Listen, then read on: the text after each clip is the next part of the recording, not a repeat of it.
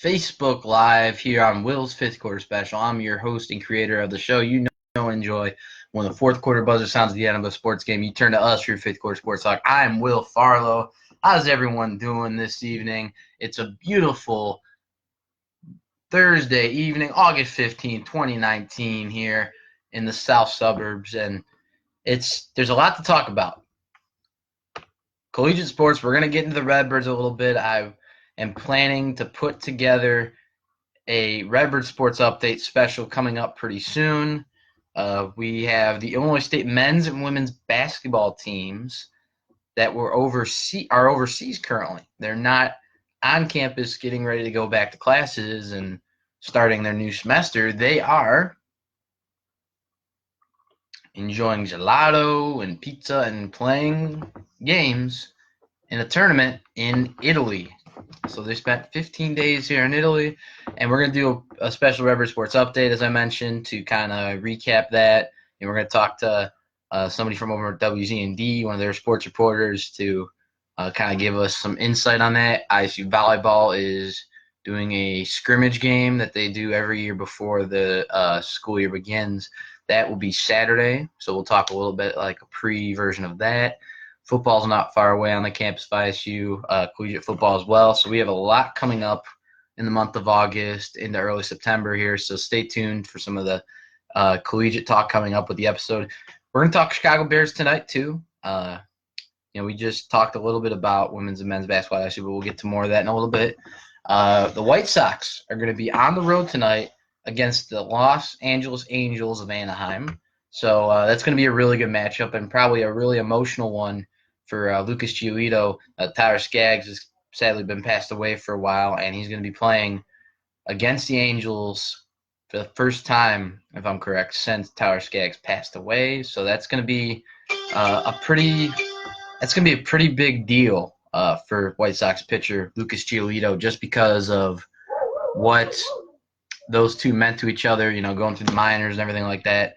So, we're on – it's going to be interesting. Let's just say that, just to get the record straight. I think it's going to be something that is not just unique, but, it just talks about what players mean to each other. It doesn't matter what team you're on and such, but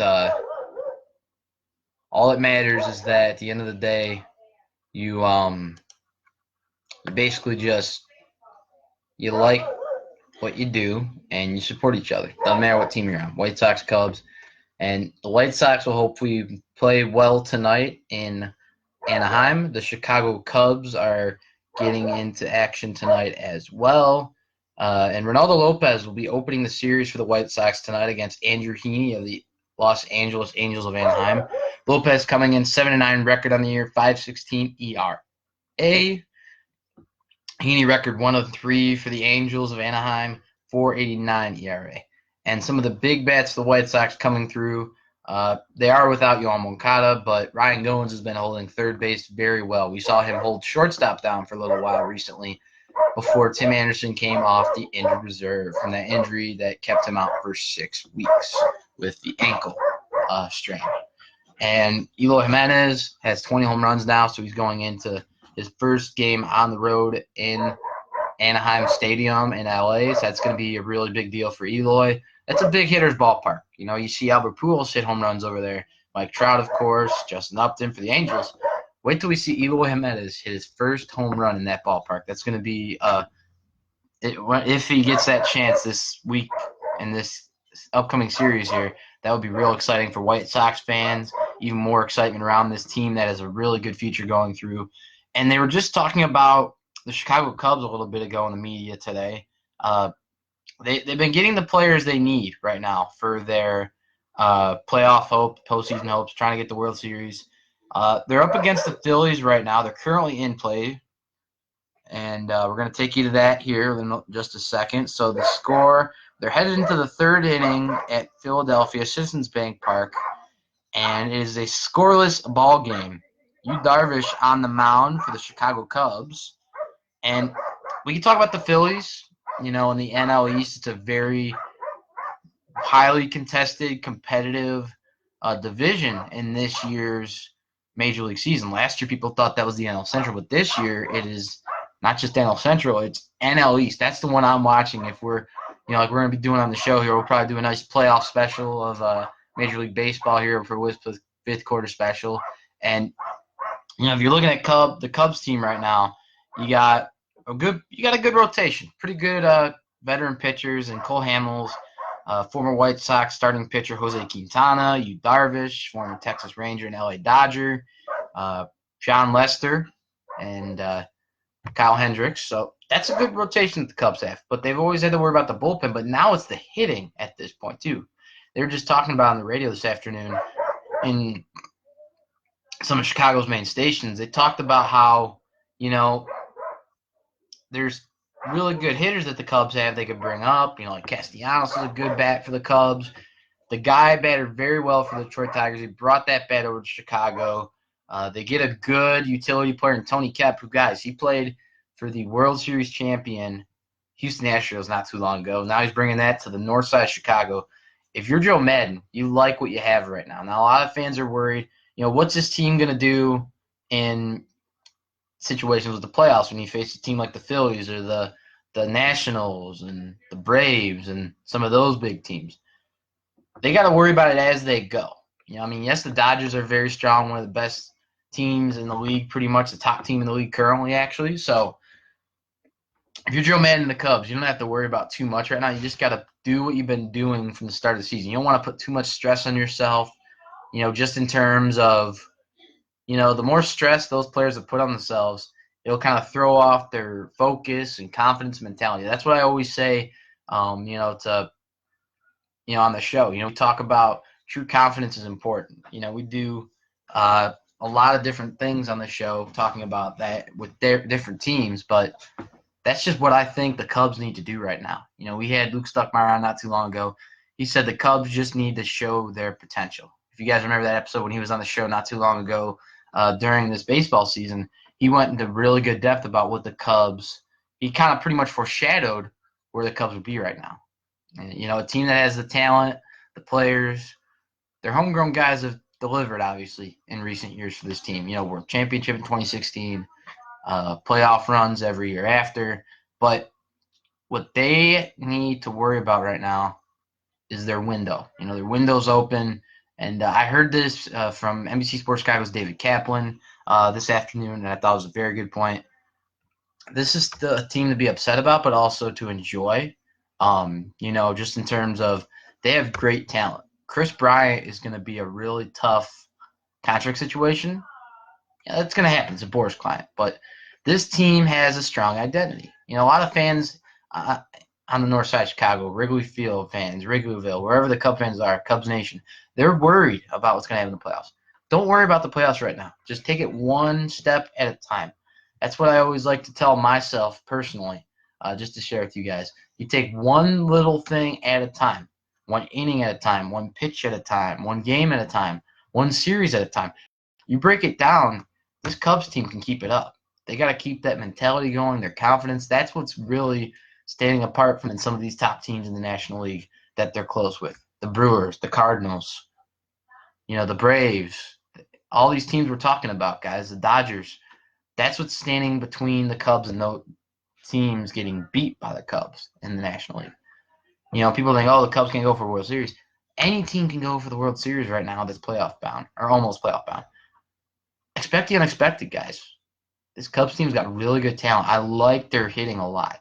Yes, Kyle Schwarber has a low batting average. Sometimes this is like the Adam Dunn, home runs, strikeouts. Doesn't matter. You got Javi Baez, Chris Bryant, Rizzo. You got all these guys playing to their potential this year. Cole Hamels is pitching like he did back in Philly. He's pitching like when he was in his prime right now. He's having a really good year. Quintana's doing real good, 10-7 record recently. Darvish is finally playing up to the player the Cubs hoped he would have been last year. This team is in great shape. You got Craig Kimbrell now as your closer for a good month or two so far, and he's doing real well. The Cubs are in good shape, guys. The thing they just got to do, like I said, take it one game at a time. Don't stress yourself too much. And that's going to be with the White Sox, too. I'm going to tie that back into what we were talking about with the White Sox a little bit ago here, guys. And if you have any thoughts, just leave your comments here in the comments section, please. If you see this video after it's done or stuff like that, just share your voice, with us. We're talking a lot of interesting topics here, and just in terms of the White Sox too. People are worried about where the rebuild's going. Giolito had a rough few starts here and there. Even with some of the injuries we've had, what's going to happen with the pitching in the minors? Should Robert come up? Madrigal, Vaughn, one of those guys coming up? There's a lot of questions to be answered here. Kopech's healing really well from what we've heard, according to Rick Hahn recently, and this team is in really good shape going forward. Now, we knew this wasn't going to be a winning season for the White Sox just because their window starts next year.